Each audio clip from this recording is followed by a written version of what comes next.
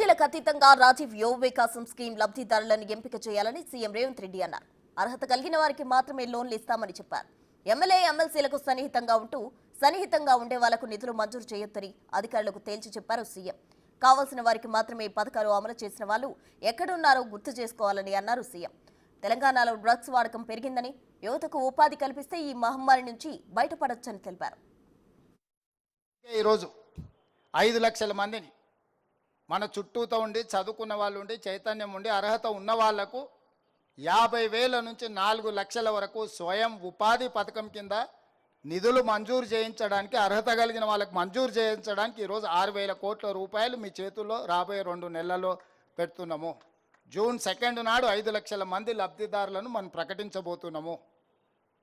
ప్రతి నియోజకవర్గానికి 4 నుంచి 5,000 మంది మన ఎంబడి ఉండి అర్హత కలిగిన కార్యకర్తలు కానీ లేకపోతే గ్రామాలలో ఉండే నిరుద్యోగ యువకులు ఎంతమంది ఉంటారు? 2,000, 3,000 ఉండొచ్చు. వాళ్ళందరికీ మీరు పని కల్పించవచ్చు, ఉపాధి కల్పించవచ్చు. శంకర్ కొంచెం ఎక్కువ ఉండొచ్చు, కొంచెం ఎక్కువ అడిగేటట్టున్నాడు, పర్వాలేదు. నేను ఎందుకు చెప్తున్నా అంటే, ఎప్పుడైనా వడ్డించేవాడు మనవాడు ఉన్నా, లేకపోతే వడ్డించాలనుకున్నాడు మనకు తెలిసినవాడు ఉంటే మొదట వానికే వడ్డిస్తాం. కాకపోతే ఆ వడ్డించేటప్పుడు వాడికి అర్హత ఉందా లేదా చూడాల్సిన బాధ్యత మన ఎమ్మెల్యే లేదు, ఎమ్మెల్సీ లేదని నేను చెప్తున్నా. నాకు తెలుసు కాబట్టి 5 అంతస్తుల భవనం ఉంది, అయినా 5 లక్షల రూపాయలు ఇస్తా అంటే అది మాత్రం కుదరదు. గతంలో అట్లా చేసిన వాళ్ళు ఎక్కడున్నారో మీరు చూసిరు. ఇప్పుడు మాత్రం అట్లా కుదరదని చెప్పి ఈ వేదిక మీద నుంచి మా సహచార మంత్రివర్గ సభ్యులకు, మా మిత్రులకు చెప్తున్నా. నిజమైన నిరుద్యోగ యువకులకు ఇది అందాలి, ఈ ప్రభుత్వం మీద విశ్వాసం కలగాలి. తెలంగాణ వేగంగా పంజాబ్ వైపు ప్రయాణం చేస్తుంది.